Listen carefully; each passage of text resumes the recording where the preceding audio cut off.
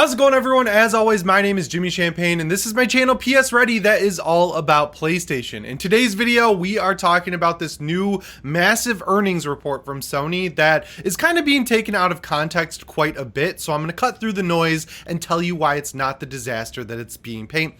So I'm going to cut through the noise and tell you why it's not the huge disaster it's being painted as. Real quick before we jump into it, just want to thank you for subscribing to the channel so much. This is my biggest sub month in over a year, and I really appreciate it. And also, I really appreciate how many people added me on the PlayStation Network when I said I would play Helldivers with you guys. I was not expecting to get over 100 people, but yeah, I'm gonna go through those, and if I see any of you in games, I'll try and just jump in your already active games. So thanks a lot. Huge shout out to the sponsor of this video, Hawked. Hawked is a free-to-play online extraction shooter full of daring adventures, boundless exploration, and all-out PvPvE action in pursuit of ancient treasures. Roguish renegades battle monsters and each other's to uncover artifacts from a lost civilization. Not only do you have firearms, but you also have gear, artifacts, and boosters that give you special abilities. And you can play in squads of 2 or 3. It takes place on the island called Exile, which is full of tons of different biomes, and you have a traverser and a hoverboard to make your way around the map. Just watch out for disciples, deadly traps, and other renegades while you're there. Your goal is to solve puzzles, retrieve enough glyphs to unlock the treasury, and then claim the shimmering artifact that lies within. Then you take it to an extraction point for the ultimate payday. Artifacts can also be upgraded and applied to your loadout, so you can actually use them in the game, which is awesome. Once you create your renegade, you can also experiment with different playstyles and change your loadout as you see fit. Some items even give you unique abilities and powers. And the best part is there's hundreds of customization options to unlock, like avatars, outfits, color schemes, weapon skins, and cosmetics for equipment, and decorations for your quarters. There's a ton of stuff to unlock in this game. Hawk's story unfolds in issues, free seasonal events packed with gripping quest lines, special missions, and exclusive rewards to earn from the Renegade Pass. Join the ranks of the Adventurers Guild Grail as a renegade and work alongside your rogues and rapscallions aboard the Riftwake. Witness Exile change as new threats evolve and rise. Alliances will shift and adventure is calling. The story is just beginning and you're the heart of it. Hawked is launching on PC, PS4, PS5, and Xbox Series on February 15th. Download the game for free using the link in the description and get started on your journey right away. And from February 15th until March 7th, they're running Twitch drops for this game. You'll be able to earn exclusive in-game rewards just by watching the action unfold. And the best part is you don't need PlayStation Plus to play Hawked, but if you are subscribed, you get a special PlayStation Plus pack. And if you're on Xbox, you don't need Xbox Game Pass to play either. And make sure you head over to their official website because they're giving away PCs and consoles right now. Prizes include a PC, a PlayStation 5 Slim, and a ton of different customized controllers. Once again, the link is down in the description, so when you're ready to check out Hawked, just click that. Once again, huge shout out to Hawked for sponsoring this video. I'm going to split this video up into a few sections, and we're just going to start out with the raw numbers. So in the past quarter, the PS5 was able to sell through 8.2 million units, which would put it at around 54 million units total sold. Now those numbers are good, but they're a little bit short of where Sony wants them to be. So for their next fiscal year, like the one that just started now, they initially wanted their PS5 sell-through number to be around 25 million units, but it looks like it's going to be around 21 million units, which is still really good. If you look at the numbers we just got from Take-Two, basically it looks like the PS5 is outselling the Xbox Series X and S 2-to-1. So it's not like the thing isn't selling. It's just not selling as fast as Sony wants it to. You know what I'm going to say? It's mainly because of the lack of first-party games. Like Spider-Man 2 was huge. We're going to talk about that in a second, but beyond Spider-Man 2, there haven't been a lot of only PS5 games coming out from Sony, and the detrimental effect of that is that people haven't felt the need to upgrade to a PlayStation 5, and I feel like as time goes on and we get more next-gen only games, then people will see the need. But as of right now, there are very few games that they actually need a PS5 to be able to play. You know what I'm saying? Moving on to Spider-Man 2, this game has sold really well. 10 million copies have been sold as of now, which is great. The game only came out in October, so it's selling really well. You got to also take into account that this is a PS5 only game, so even though it looks like the numbers are a little bit behind some of the other first party games that have come out this gen, those were also released on PlayStation 4, so they got a huge sales boost. So if you do the quick math, Spider-Man 2 has sold around $700 million of revenue, which is great. That would mean that the game has made around $100 million in profit. You might be sitting there doing the math yourself and saying that the game cost $300 million and it made $700 million in revenue, so that means means it made around 400 million in profit. That is not the case. When you hear the budget of a game being $300 million, that does not account for marketing. You basically have to double it. So you would say, oh, the game cost $300 million. If you include marketing, that's around $600 million that they spent in total on Spider-Man 2. So when you do that math, you're left over with $100 million.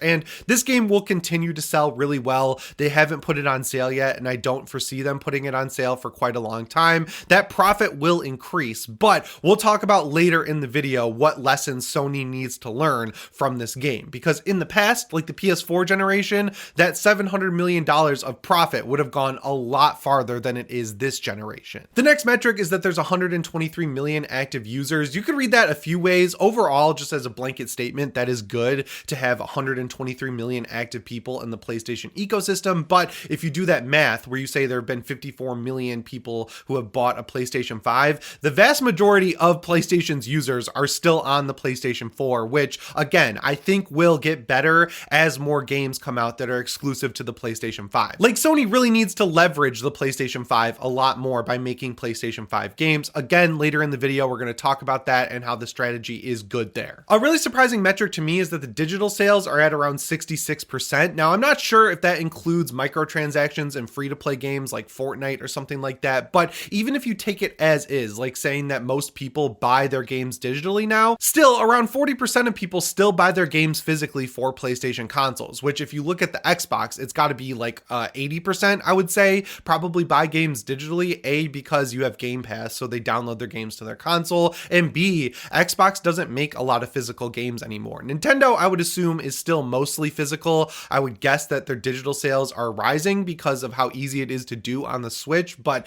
people still like to buy games physically for Nintendo. I mean, I'm one of those people. I point it out all the time, but like, here, I'll get up. My Switch games are right there. I have a lot of Switch games just sitting on my shelf, and that's not even all of them. I have a lot of physical PS5 games as well. I even have a few games that I bought digitally and then bought physical copies when they were cheaper, just so I could have the disc on my shelf. I know that the disc isn't as important these days because a lot of games don't even have the actual game on the disc, or they get so many patches that like by the time you get the disc, like it's just out of date and irrelevant. So even if you put that disc in your console, like if the servers went down or something like that, it's not like you can play the actual full game. But there are a lot of examples still of Sony releasing complete editions of games with the entire thing on the disc. I'm pretty sure the Ghost of Tsushima Director's Cut on PS5 is an example of that, and the Horizon Forbidden West complete edition that they released last year, that's another great example. The Last of Us Part 1, another one, and The Last of Us Remastered Part 2, that's another example of games that you can get the entire game on the disc. So my philosophy has been to buy the games digitally at launch, and then when they're cheaper and all the patches are on the disc, when they do the re-release later on, then I pick up the physical edition. So yeah, while Xbox is giving up on physical sales, with these numbers, I don't expect Sony to anytime soon. I saw the comments from people when we've been talking about digital sales who say that they don't want things to go all digital. I don't think that's going to happen until at least the PS6 Pro. We're still more than hanging on by a thread here. Things are really healthy in the physical department, if you ask me. That's subjective, but I see these numbers as good. And the last metric is that 16.2 million sales have been made in the last fiscal quarter, first party game wise, which is really good. You got to consider that the only first party game we had in the last quarter, I'm pretty sure, was Spider-Man 2, and that sold 10 million copies. So they sold 6 million copies of other first party games. So I'm assuming God of War Ragnarok, Gran Turismo 7,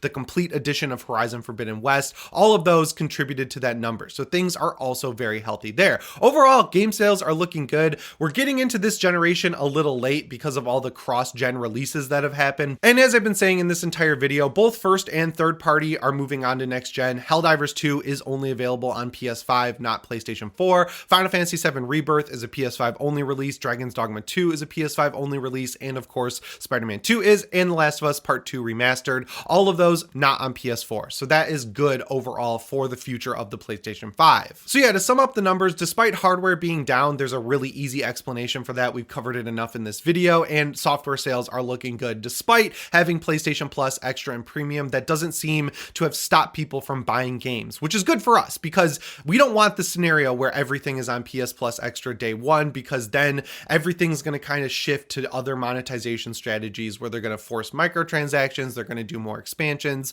they're going to do smaller games that kind of nickel and dime you just because you're downloading them for free. The business that Sony is doing, selling games on disc instead of making you subscribe to a subscription service to play them, that seems to be working out as intended, which is exactly what I want. Let's move on to the next section, which is studio management. We're getting a lot of quotes. They're all basically coming from Hiroki Totoki. He's the incoming CEO that's going to replace Jim Ryan until they find someone new to take over for him. I haven't seen a lot of people reporting on this because the numbers are a lot more sensationalized, but like, man, this is exactly what I want to hear from the CEO of Sony. It seems like we have someone good taking over for Jim Ryan. Totoki said, everyone is working really hard to fulfill their responsibility to try and optimize the business, and I understand that. But overall growth and sustainable profitability for increasing margins, how will that translate to these goals? I don't think people understand that deeply. I think that's the problem of the organization. People who work in the studio have very high motivation. They're very highly motivated. They're very good people. However, having said that, when it comes to the business, I think there is room for improvement, and that's to do with how we use the money, the schedule of development, and how to fulfill one's accountability towards development. That last segment is what I really want to focus on because it spells out what we've been hearing and what we've all been saying about Sony for the past few months now. Basically, the budgets for games have completely inflated, whereas in the last generation, we would get games that cost around $150 million and maxed out at $200 million. Even that is very expensive for a game, but when you compare it to $300 million for Spider-Man 2, the quote that we heard last year was something along the lines of like, did that massively increased budget result in stuff you can see on the screen? And while everyone who played Spider-Man 2 seems to love it, myself included, I don't think they're really off base making that statement, because while it is a big increase in overall visual fidelity and everything like that, and we got 2 Spider-Man to play as, we also got to play as Venom, the story itself was a little bit longer. You could see that they had to leave a lot of stuff on the cutting room floor. It seems like they got totally out of control and trying to make the game way too big and add too many features and add in too many gameplay conceits instead of focusing on what exactly worked with the original Spider-Man game. Like, I feel like those games get diluted a little bit the more powers and abilities that are added. I loved things like the fast loading with the SSD, but again, we got that with Spider-Man Remastered and we got that with Spider-Man Miles Morales. So that really wasn't that huge of an increase in terms of making the game feel next gen. And while I liked being able to switch between Peter and Miles, I honestly think Miles should have just had his own side trilogy of games that were at the same scale and scope of what we got with the Miles Morales game. Give him the smaller scale stories that are in his community and everything like that, because they did that in Spider-Man 2 with his high school paper that he was trying to write through the entire game, and his side missions being helping out the college in his community or the gifted kids high school or whatever it was. And that stuff kind of distracted me from the main story with Kraven and Venom and everything like that. And when I was playing Miles stuff, I thought it was cool, but when Miles was actually helping out Peter, that's when I was enjoying the game. So I feel like the fix there would have been to just give Miles his own game and then give Peter his own game and give more budget to the Peter game. You could have still spent $300 million. I just think it could have been used better by making 2 separate games instead of packing everything all into one game. And the best example of how you can make a great game over at Sony for less money is with Helldivers 2. I've been playing this game so much because it reminds me of the late PS3 Sony and the early PS4 Sony, where they had extremely focused games that could give you a lot of playtime, but the actual meat there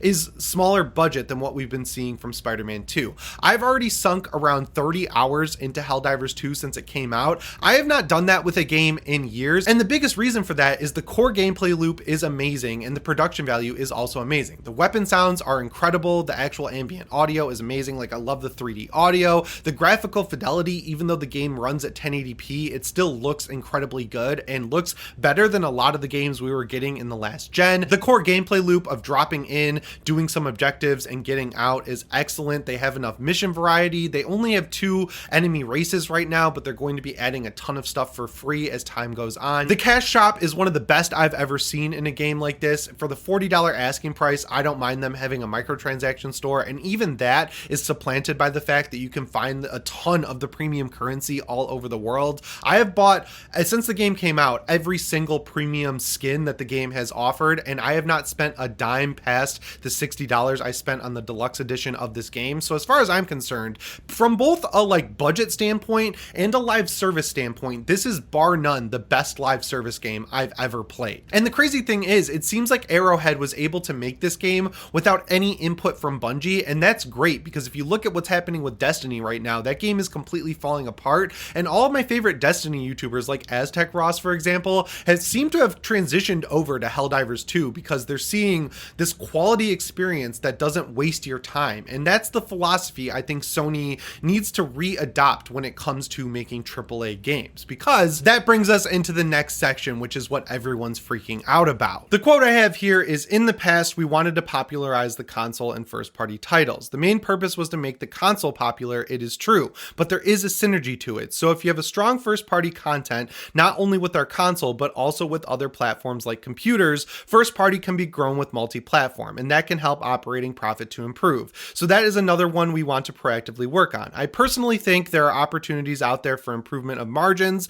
so I would like to be aggressive in improving our margin performance." And that chunk is being combined with a quote that said Sony is not releasing any new major existing franchise titles in its next fiscal year. I've already seen all the Xbots, all those classic Twitter accounts you all know and love who are having meltdowns right now on Twitter about all the Xbox news, saying that Sony will have no first-party games. But they're willfully misreading this quote completely. Sony isn't saying they're not going to have any first-party games before fiscal year 2025. What they're saying is they're not going to have any sequels. So you're not going to see a new God of War, you're not going to see Spider-Man 3, you're not going to see Ghost of Tsushima 2. But we already know that they are releasing first-party games like Concord and Fair Games. So knowing that those are new IP, right? Like already people are a little bit nervous about them, but we've seen this time and time again from Sony where they know how to release new IP. They know how to impress us. So even though Concord doesn't sound like something that I initially would be into, I'm totally fine to give it the benefit of the doubt because it's a first-party title from Sony, and I'm happy that they're doing new IP. Look, I love sequels as much as the next guy. God of War Ragnarok is one of my favorite games of all time. It's famously one of the only collector's editions I've bought in the past few generations because I loved it so much, but I don't want to see Sony relying entirely on sequels. I want them to be putting out new IP because that's when I became the biggest PlayStation fan of all time, during the PS3 generation, when we were getting amazing new IP like Resistance, Infamous, Uncharted, The Last of Us. All of those games came out during the end of the PS3 generation when Sony was arguably at the lowest they've ever been. So right now, when they need new IP, they're giving us new IP. And on the third-party exclusive front, we have stuff like Final Fantasy VII Rebirth and Rise of the Ronin, which both look like they're going to be huge games for Sony. So I think we're going to have a lot of stuff to play over the next year while we wait for Sony to develop new games. And we know that Sony Santa Monica Studio is working on a new first-party IP. That's a space game. They just trademarked the name for it, so that could be out before fiscal year 2025. We know Naughty Dog has been working on a new IP as well in the meantime, so that could also be out by the end of the year. Judas is being heavily marketed for the PlayStation 5. That's a third-party exclusive, but I think that's going to be huge for PS5 because it looks like a spiritual successor to BioShock. And that kind of goes into the next thing people are freaking out about, which is when they said that the PS5 next year, when we get to March of next year around, that's when it'll be entering its late stage of development. I am of two minds on that. I think it sucks from one standpoint because for this entire generation, the PS5 has basically been a PS4 Pro. Like we're getting PS4 games that just run better on the PlayStation 5. But in that late stage of its life cycle, we're going to get the best games for this console. We're going to get those new IP from Santa Monica. We're going to get the new IP in The Last of Us Part 3 from Naughty Dog. We're going to get Ghost of Tsushima 2 from Sucker Punch. We're going to get Death Stranding 2 from Kojima Productions. We're going to get the new IP that Ben Studio has been working on ever since they released Days Gone. So while the PS5 will be in the late stage of its life cycle, its best games are going to come out. And that goes back to the quote I read at the very beginning of this section, where instead of focusing on releasing new hardware like the PS Portal, the new headsets like the Pulse Explorer and Elite,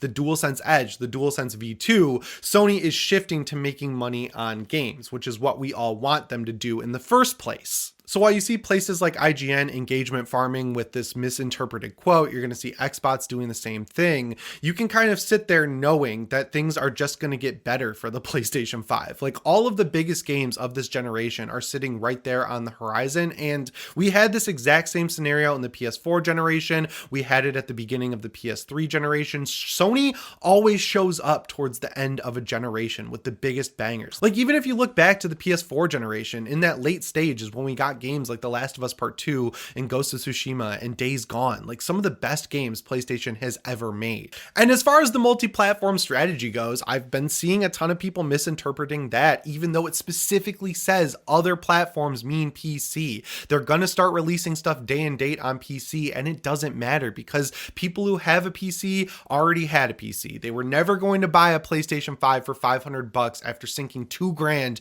into a beefy ass PC. So give them the ability ability to play the games they want to play from Sony on PC, because all that's going to do is give Sony more money to sink into good games. I've seen a lot of people thinking that Sony is going to do what Microsoft is doing eventually and start releasing their games on Xbox. I promise that will not happen for at least 2 console generations, if at all. They literally have no reason to. Despite the fact that console sales are technically down for the PlayStation 5, it is still selling 2-to-1 over the Xbox Series X. It's still outselling the Nintendo Switch right now. It is still selling extremely strong. And by the end of this year, when they have the PS5 Pro ready to go, just in time for all of these huge experiences that are going to come out in 2026, 2027, and 2028 until they release the PlayStation 6, we're going to be eating so good that it's not even funny. And I know you could spin this as copium, but I genuinely don't think it is at all. Just going off of Sony's past track record, they have more than enough there to give them the benefit of the doubt when it comes to releasing great games. And they've told us what their studios are working on. So it's not like conjecture at this point. It's just cold hard facts that they're working on amazing experiences that are going to come out in the next 3 to 4 years. And when they call it a late stage, what else would you call it, right? We know that the PS6 is coming in 2028. This fiscal year that's coming up is technically, literally, the back half of the PlayStation 5's life cycle, and we're not even in it yet. But yeah, that's all I've got for you today. I love doing these single topic videos, and it seems like you guys like them too, because the watch time is always through the roof on these, and I love that so much. I just got to say thank you once again for all the subscriptions, adding me on the PlayStation Network. You guys are really making me feel good lately, and I really appreciate it. That's all I've got for you today. Make sure you let me know what you think down in the comments below, and remember to subscribe and set your notifications to all if you haven't already. As always, my name is Jimmy Champagne. I'll see you in the next one. Thanks for watching, and shape on. Huge shout out to the sponsor of this video, Hawked. Once again, the link is down in the description, so when you're ready to check out Hawked, just click that. Huge shout out to Hawked for sponsoring this video.